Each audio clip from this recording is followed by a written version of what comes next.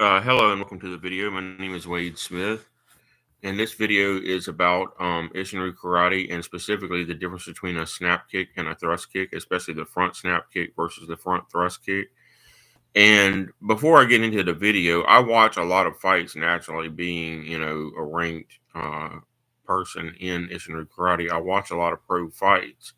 All the time I'm watching pro fights of different promotions, Muay Thai, MMA, karate combat, all of these things, bare knuckle fighting.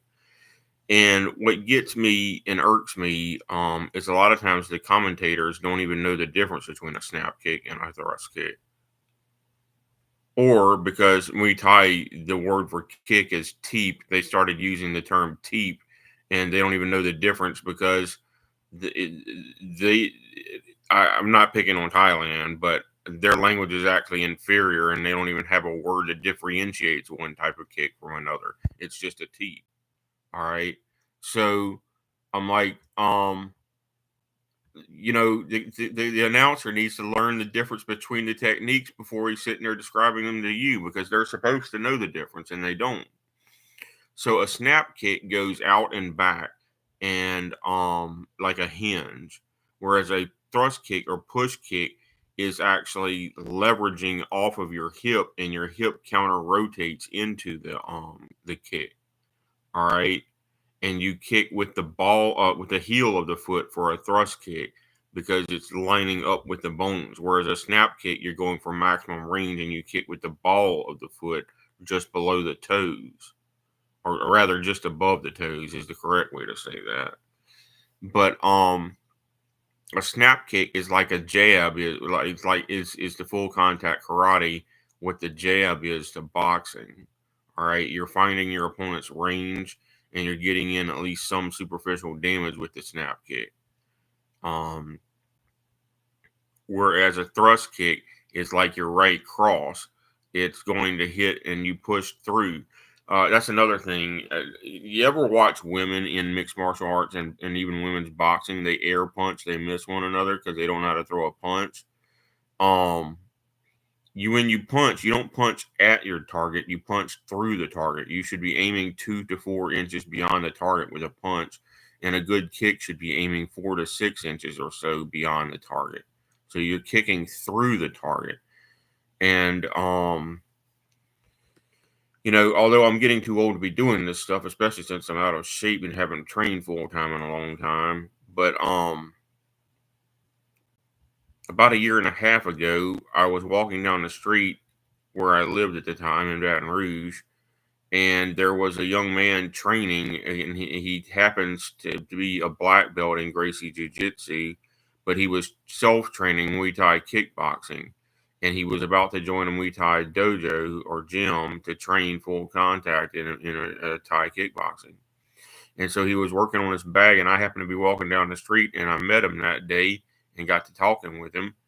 And I asked him if I could punch his bag a couple times because it had been a long time since I'd hit a bag that heavy. And he was like, sure. So I demonstrated the difference between a vertical fist punch that I was taught to use versus a horizontal twist punch, and that we're pretty sure you can get more speed and power with the vertical punch. And I also demonstrated the difference between a snap kick and a push kick. All right, because I'm ranked in karate and know what I was doing. And when he saw how hard I could hit his heavy bag, which was way harder than what he could hit it, even whenever he was trying his best, he was like, "My God." He's like, "I wouldn't worry about your age or nothing, because if you hit another human being that hard, you're gonna F them up for life." And I was like, that was the point. All right. But I haven't seen him since then. But I would like to call him. I have his telephone number, and just ask him how his training in Thai kickboxing is going, because it's interesting to me. But he already had a black belt in Gracie Jiu Jitsu. But I know firsthand from when I trained at the Gracie Jiu Jitsu dojos that they don't train a lot of striking at all. Um, and there's almost no striking in Gracie Jiu Jitsu. So he was self training striking, and he needed Thai kickboxing lessons or karate lessons or whatever the case. he wants to do mixed martial arts, but his family is trying to talk him out of it. And I was like, you need to do at least an amateur fight one time, or you'll regret it for the rest of your life. Um, but anyway, so the difference between a snap kick and a push kick is in leg mechanics. The snap kick is all knee mostly, and the push kick is all hip.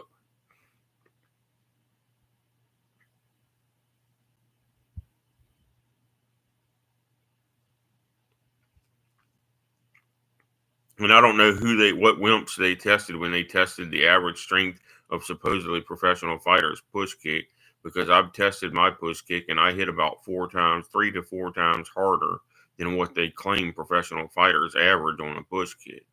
I've actually tested mine and I hit way harder than what Google says the average professional fighter's push kick is. So, I always believed that anyway, because most of them don't even use push kicks. They act like they don't even know what it is.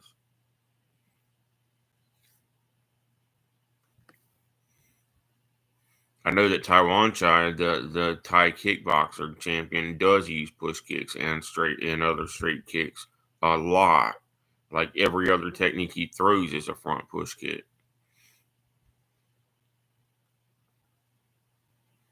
That's why he's the champion.